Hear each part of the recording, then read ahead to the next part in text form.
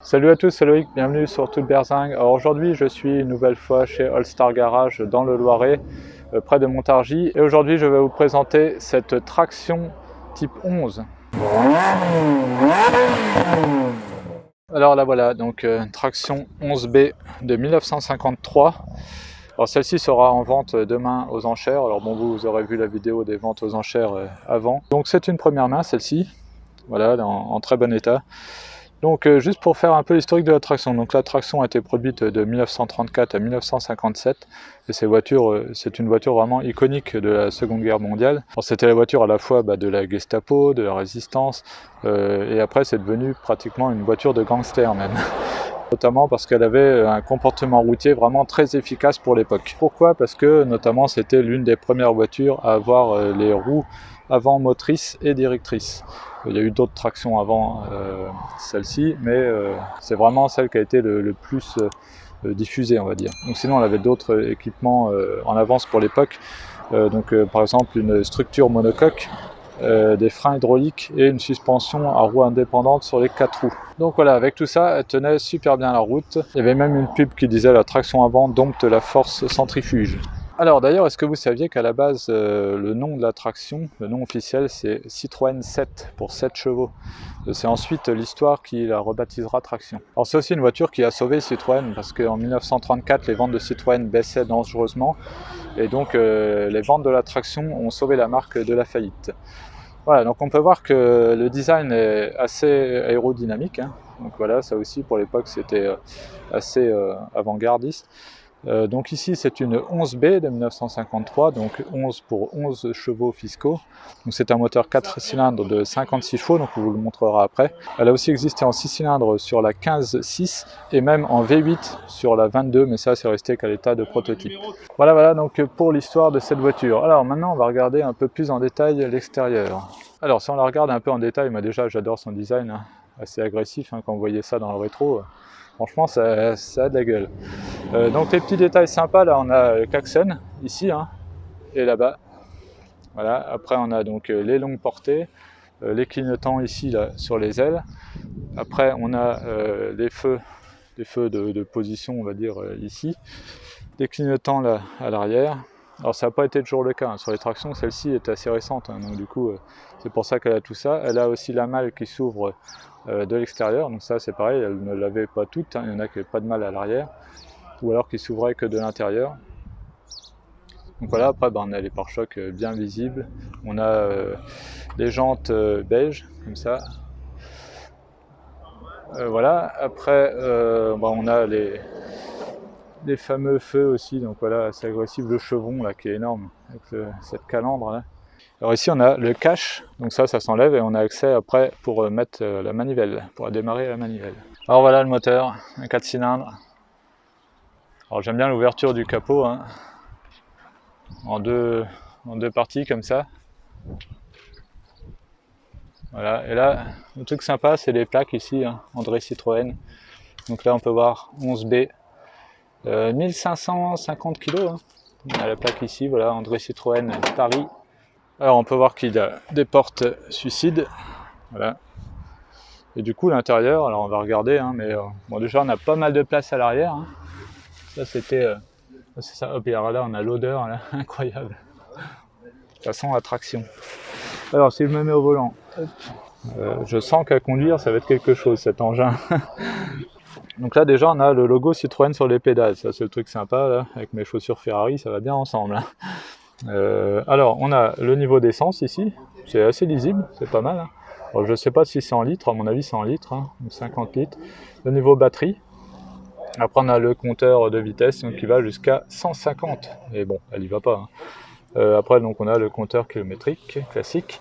Alors au niveau des boutons, alors ici c'est pour les feux longue portée, ça c'est pour les feux quand vous arrêtez, feu de parking, donc ça reste allumé, la petite loupiote que je vous ai montré entre les deux portes c'est celle-là, on l'allume ici à droite ou à gauche, voilà. Ça c'est pour... merde, qu'est-ce qu'il m'a dit, ça c'est pour le chauffage. Après, alors les vitesses c'est particulier, hein, je pense qu'à conduire, ça c'est A pour arrière, marche arrière, la première est ici. en bas à droite, un truc de fou. La deuxième, elle est en haut à gauche, et la troisième, en bas à gauche. Bon, on va essayer de pas s'en mêler les pinceaux avec ça. Hein.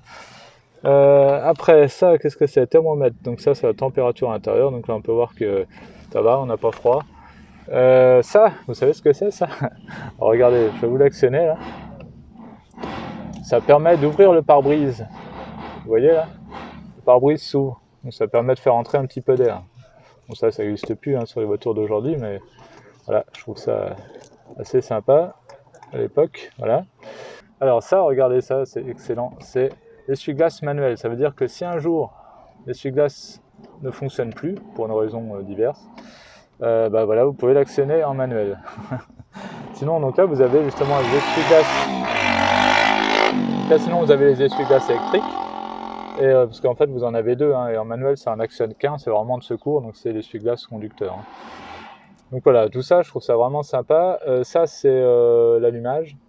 Voilà, l'aide à l'allumage. Donc, on a des essuie-glaces. Après, donc, on a les clignotants. Donc, ça, c'est le starter et le démarrage donc en tirant. Après, ici, on a un petit cendrier tout petit. Hein. Hop, voilà. Le frein à main en dessous. Après, on a une petite boîte à gants. Voilà. Et donc, voilà. Après, on a les vitres électriques manuelles. Voilà. Donc, je pense qu'on a fait le tour à peu près. On a une petite lumière là au milieu quand même.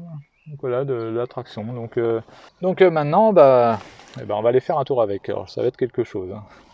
Allez, on est parti faire un tour en traction. C'est une première pour moi d'ailleurs, un tour de traction. Hein. Parce que j'ai mis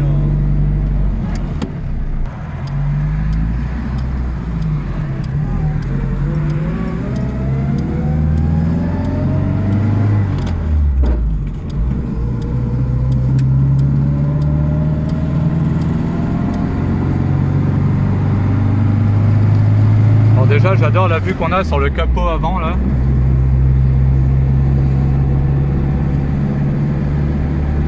C'est assez sympa. Au premier abord, ça a l'air plutôt confortable. En même temps, là, on a la suspension indépendante sur les 4 roues, donc voilà. Le volant, il est énorme. On peut voir qu'il y a le petit logo Citroën aussi là. Je sais pas si c'est d'origine. Non, c'est pas d'origine. C'est alors plus vieux, ça c'est du C4. Là, il est venu en badge. D'accord, ok. Ça permet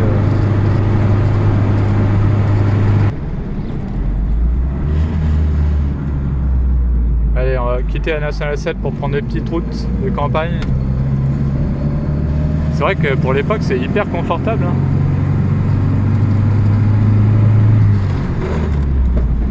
Bon, ça craque un peu, mais bon, c'est normal, c'est ancien. J'ai loupé le rapport. Ah. T'as besoin de faire du double débrayage ou pas là celle-là? Non, ça passe. Ouais, ça passe. Oui, gentiment, c'est une vieille auto. Oui. Et puis il faut pas se mélanger dans les rapports parce que mine de rien, pas trop habitué. C'est que ça frotte un petit peu.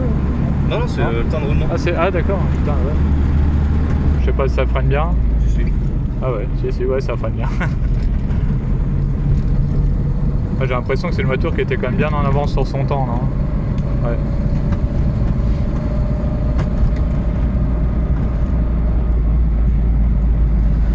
Et on a de la place dedans, enfin l'habitabilité est vraiment bonne, même au niveau de la tête, hein, j'ai de la marge.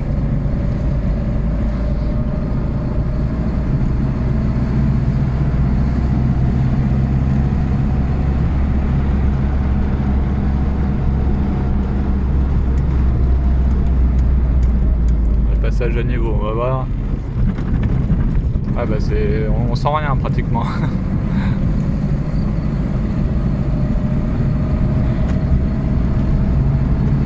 C'est vraiment pour la balade, hein. C'est pas du tout sportif, mais c'est pas ce qu'on lui demande non plus. Pas du tout,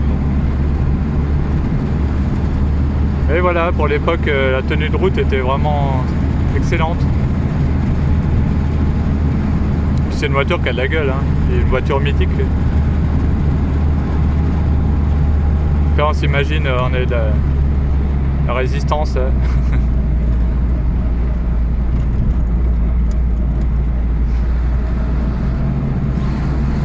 Alors les tractions de ce genre là aujourd'hui on en trouve entre voilà, 13 000, 20 000 euros à peu près. Une très belle. Voilà, pour vraiment une belle, hein. Sinon ça peut être... on peut en trouver moins cher. Après ça dépend aussi des modèles, etc. Mais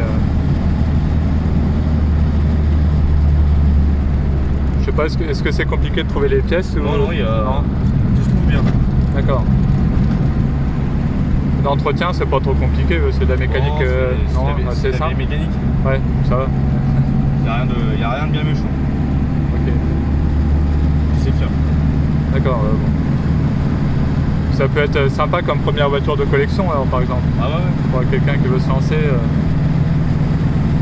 C'est une voiture qui est connue je pense de pas mal de mécaniciens donc Oui, bah, peut-être de moins en moins mais c'est une voiture mythique. voilà, c'est pas une voiture rare donc Attends, regarde l'étiquette derrière. Voiture élue la voiture du siècle. ah oui, ouais, c'était la voiture du siècle. Du coup du 20e siècle.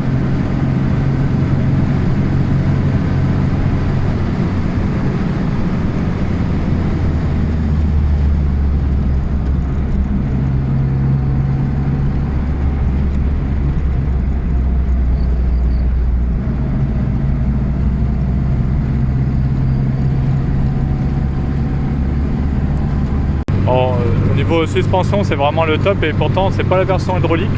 Il y a une version hydraulique où là c'est encore mieux. On a les ressorts aussi dans les sièges qui amortissent bien. Ça participe aussi au confort de la voiture. Bon allez, à mon tour de prendre le volant. Je vous avoue que ça fait un peu peur. Hop, donc là je mets en première. Il n'y a pas beaucoup de courses hein, sur le levier de vitesse. Il n'y avait pas le frein à main, hein, je peux y aller direct. Ok.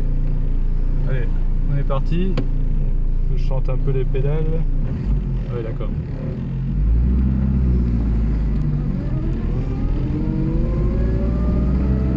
Voilà.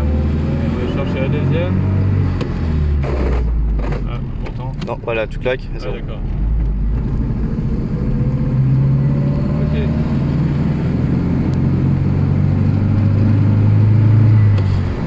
En bas, ouais. Oh, ça va, hein. Ça va pour l'instant, j'ai passé que... Et il y en a que 3 de toute façon. Il n'y a que 2 rapports, ouais, il n'y a que 3 rapports, hein.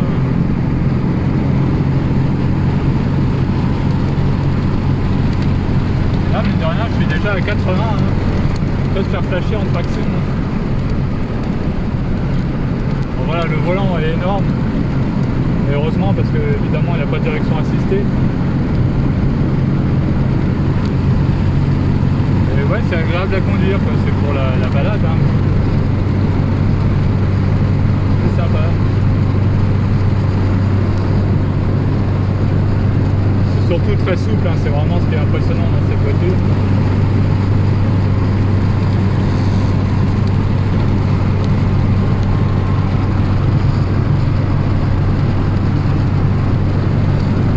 La direction, ouais, c'est très direct.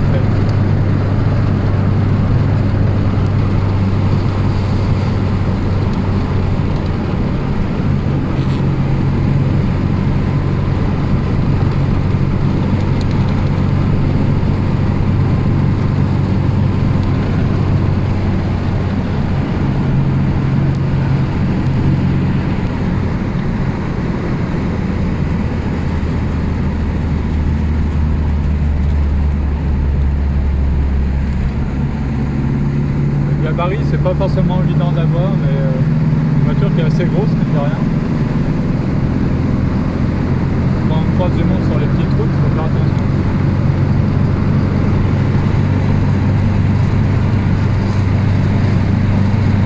Du coup, les rapports sont assez longs. Hein. Ouais, la troisième est très longue. Ouais, j'ai l'impression. La vitesse maxi, c'est combien? Tu sais à peu près. Bon, ça doit être 120, 120, 130. Ouais, quand même. Ça va être impressionnant cette vitesse-là. Alors ça freine, mais il faut quand même insister un peu sur les freins pour que ça monte. Il n'y a rien d'assisté. Ouais, c'est du direct.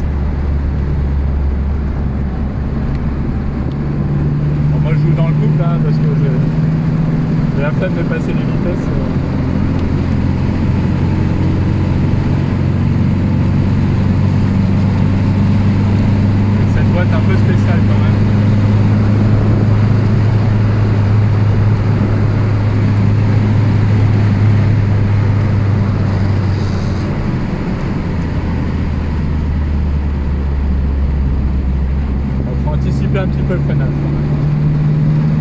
toutes les voitures s'étaient passées de cette façon.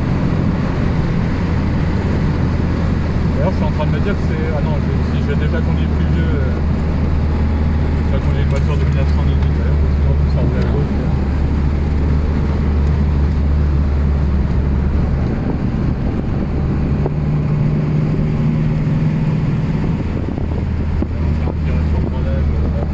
Dans le virage, c'est trop tard.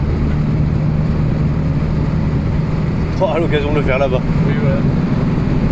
J'aurais pu essayer de voir un peu la reprise, mais... Par contre, la deuxième, t'arriveras pas à la repasser si t'es au-dessus de 50.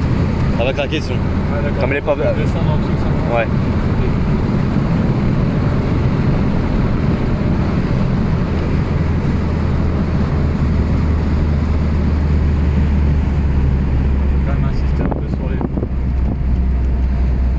Parce que non, là, on a vraiment l'impression d'être en sous-régime, mais non, il faut rester en troisième.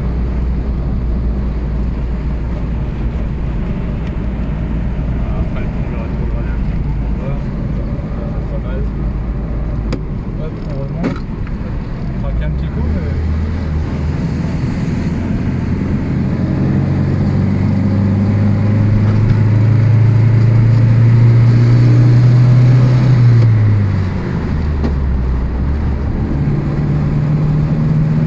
compliqué de ne pas faire craquer. Pourtant, je les propose bien. Pourtant, j'ai l'impression d'appuyer à fond. Quand t'es là d'embrayage, il va doucement. C'est un coup de main à avoir. Ça doit être ça. Pour le fini.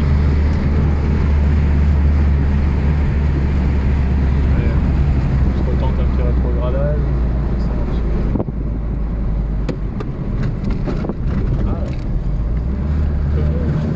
Pas mal. Il y a du mieux. C'est étonnant que vous avez fait une boîte de vitesse comme ça, vraiment Au tableau de bord inversé, enfin surtout inversé ouais. Comme ça. Bah, ça devait être plus pratique à l'époque avec le système de tringle. Oui, sûrement, ouais. Oui, il doit y avoir certainement une très bonne raison.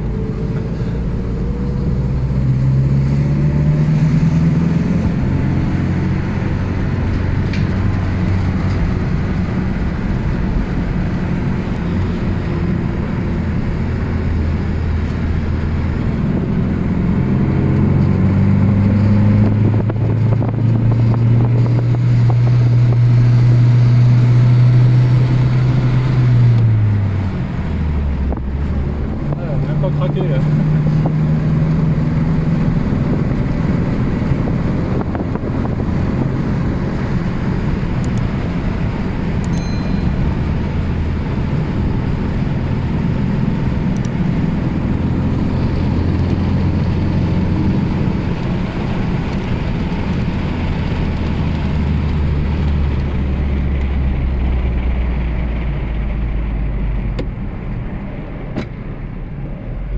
C'est de mieux en mieux.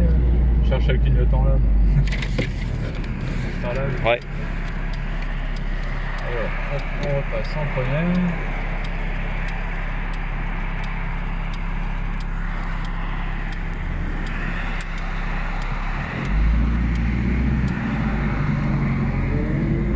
J'adore ce bruit.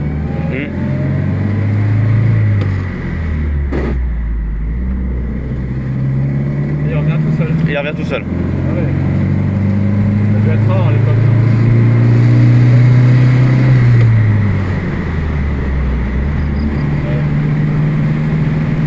Tout en finesse.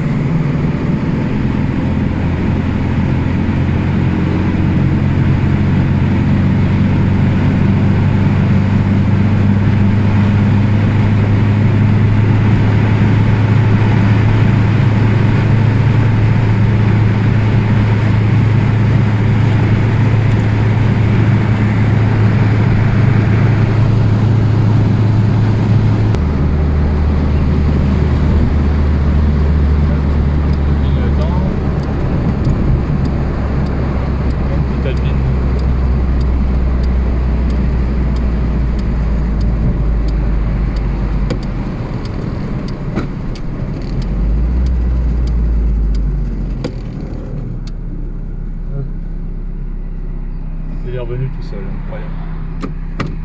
Tac. On fait les bras. voilà, on arrive chez All Star Garage, on est de retour. Hop. Par contre, il faut faire demi-tour tout là-bas pour la remettre dans le bon sens. Bon, au pire, tu la mets là-bas, je la regarde. Ouais.